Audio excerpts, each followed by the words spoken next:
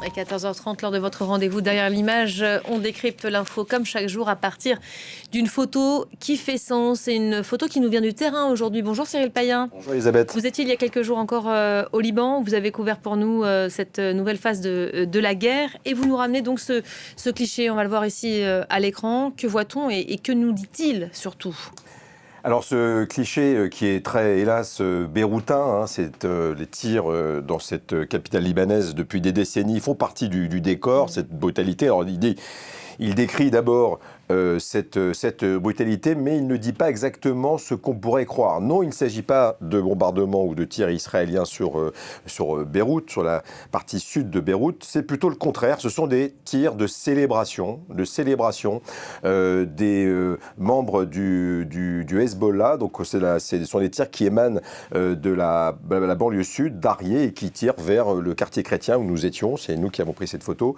C'était jeudi soir, au moment de l'imposition du cessez-le-feu de 10 jours, qui court toujours, très fragile, on y reviendra, imposé entre Israël et le Liban. Et donc toute la nuit de jeudi, toute la nuit, des tirs d'ardomatiques, de mitrailleuses lourdes, de lance-roquettes aussi. Il y a eu d'ailleurs un mort collatéral de ces célébrations.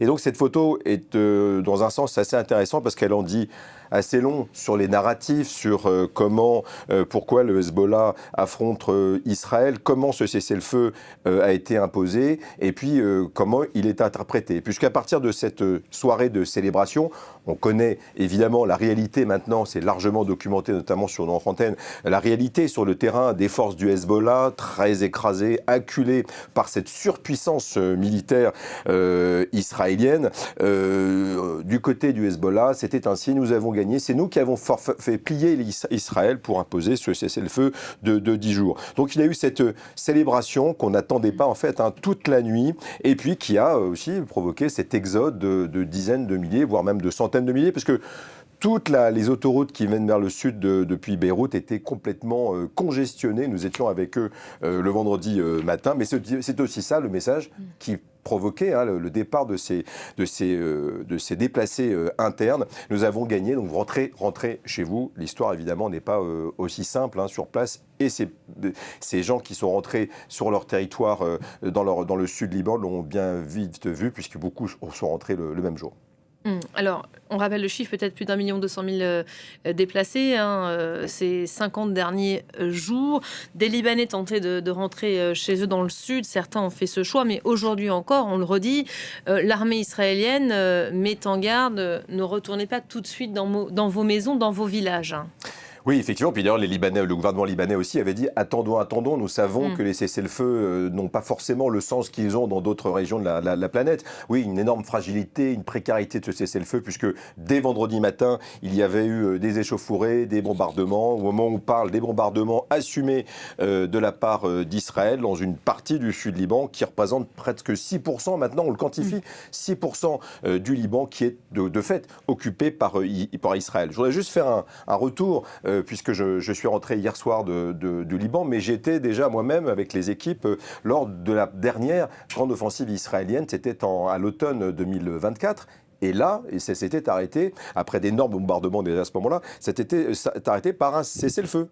Ce cessez-le-feu du 27 novembre 2024. Ce cessez-le-feu qui a été violé en quelques jours et qui, en fait, on a pris acte de faire des cessez-le-feu sur des cessez-le-feu sur des cessez-le-feu. C'est aussi ça la réalité libanaise.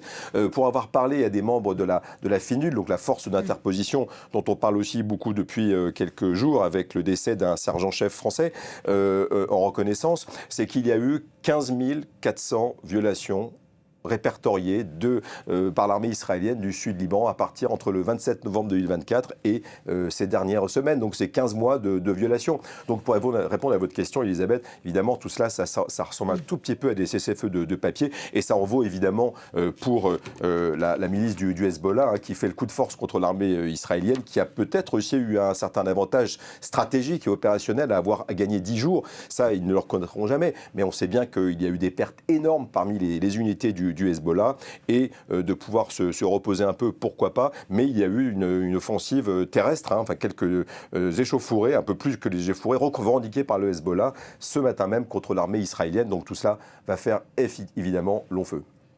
L'état d'esprit des Libanais aujourd'hui, quel est-il? On a parlé de la fatigue au début du conflit, de la colère aussi en direction du Hezbollah. Et puis ce mot qu'il faut éviter, c'est résilience, parce que les Libanais sont très très fatigués d'utiliser ce mot derrière lequel la communauté internationale, derrière lequel les dirigeants libanais et derrière lequel le Hezbollah aussi, mais Israël aussi se réfugient. Ils s'en sortiront toujours. Ce sont des combattants résilients. Ils ont une diaspora de près de 15 à 16 millions de Libanais qui vivent en dehors du pays. Ça aussi, c'est unique. C'est ça aussi le Liban. Pour quelques millions qui vivent dans le pays, la diaspora vient toujours prêter main forte. Donc c'est ça, cette résilience. Non, là, il a vraiment...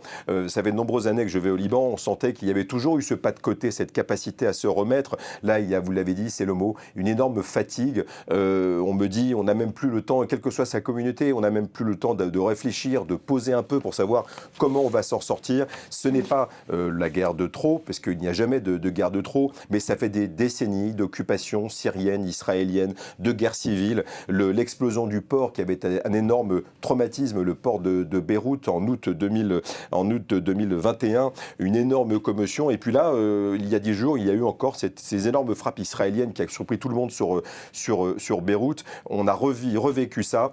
Et vraiment, oui, la fatigue et l'incapacité à se projeter. Et c'est extrêmement dangereux puisque les communautés et le spectre de la guerre civile, en fait, le mot est un peu fort et pourrait un peu effrayer, mais la guerre civile a frappé ce pays qui vit avec des communautés qui cohabitent depuis très, très, très longtemps, plus ou moins facilement. Mais là, on sent bien que cette fatigue crée de la paranoïa, crée de la peur. Il y a, vous l'avez dit, plus d'1 million de déplacés internes. Ces gens qui m'ont dit, nous ne sommes pas des réfugiés, nous sommes dans notre pays, nous avons été déplacés. Et les communautés ont de plus en plus de mal, c'est aussi ça la réalité aujourd'hui, à se parler. Donc c'est extrêmement dangereux. Il y a des experts, des membres de la société civile, des intellectuels qui sont extrêmement inquiets de cette poussée de violence, avec toujours le Liban qui est pris en étau, parfois pour des guerres qui ne le concernent que de très loin, ou par procuration, mais très fatigué de ne pas avoir le temps de se remettre. Et quand on ne pense plus, on juge. Et quand on juge, eh bien, on peut arriver à des extrémités. Et hélas, le Liban l'a déjà très tragiquement vécu dans son histoire. Et on voit l'ampleur des destructions derrière vous par endroits, certaines plus inattendues que d'autres. C'est l'image dans l'image aujourd'hui. On propose un autre cliché qui est en train d'alimenter les réseaux sociaux. Il s'agit d'une photo, celle d'un soldat israélien au sud Liban, s'en prenant à une statue chrétienne. L'authenticité du cliché a été confirmée par l'armée israélienne. Chose rare, oui, ça fait l'unanimité évidemment du côté libanais.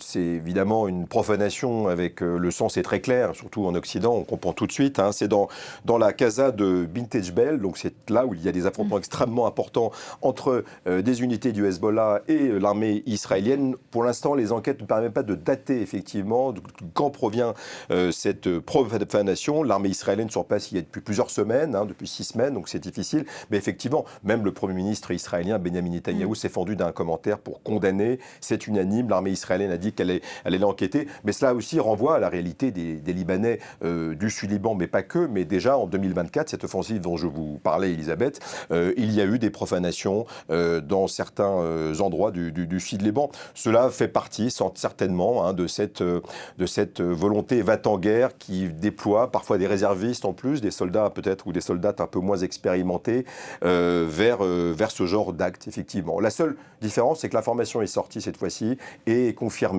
Et il y a devant le tonnerre de condamnation, on le comprend, des excuses israéliennes pour ce cas-là précis. Et des mesures sévères promises il y a quelques instants par Benjamin Netanyahou contre ce soldat en question. On est encore en train d'instruire. Comme l'ensemble des exactions, il y a toujours une enquête. Voilà.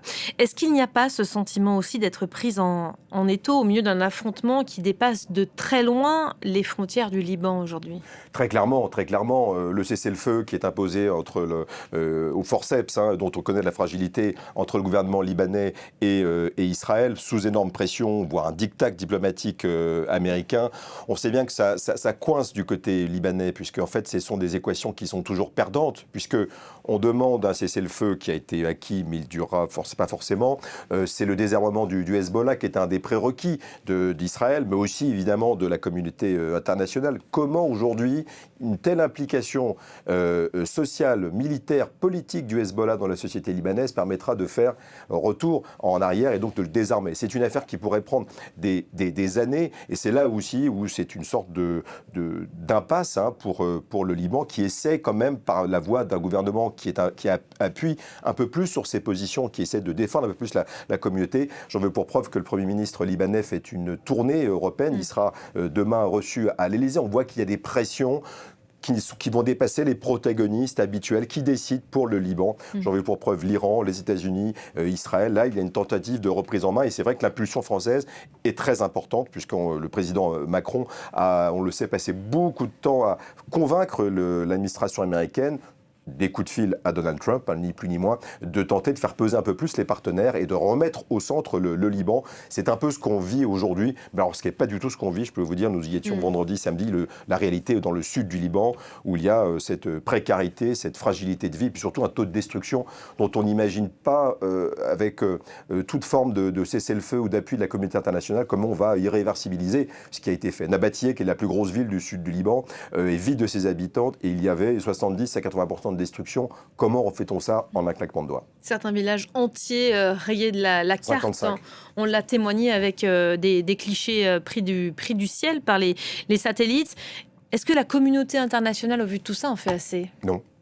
Non, Elisabeth, moi je me fais que l'écho de ce que me disent les Libanais. Il y a un sentiment d'abandon aussi de la communauté internationale qui, même si les Libanais savent qu'ils sont au milieu d'un théâtre un peu plus grand qui forcément dépasse le Libanais, il y a effectivement un sens de responsabilité qu'on réclame à la communauté internationale, aux amis du Liban, à premier chef la France, vieille amie du Liban, avec une histoire commune très très prégnante, mais les efforts ne sont pas sentis comme étant suffisants. Notamment quand on est évidemment pris dans l'étau iranien et américain dans ce conflit. J'en veux pour preuve que beaucoup de Libanais ce matin me disent « Mais que va-t-il se passer après ces prochaines négociations à Islamabad, si elles ont lieu? On va être de nouveau oublié. Il y a eu des discussions directes entre le président américain et son homologue libanais. Donc le Liban a été un tout petit peu dans les éléments de langage de Donald Trump, mais on sait que tout cela peut avoir une vie assez courte. Oui, plus de pression de la communauté internationale, hélas, pour ce Liban dont on sait qu'il a vécu une tragédie presque sans fin, puisque ça fait des décennies ce pays passe d'occupation à guerre civile ou guerre tout court. Voilà, et pendant que vous vous exprimez, c'est le Hezbollah qui communique et qui s'adresse à l'agence France Presse. Je vais vous citer deux déclarations. Le Hezbollah veut la poursuite de la trêve, mais aussi, dans le même temps, le retrait d'Israël du sud Liban. Il promet en ce début d'après-midi de briser, je cite, la ligne jaune annoncée par Israël au niveau du fleuve Litanie notamment. Merci beaucoup.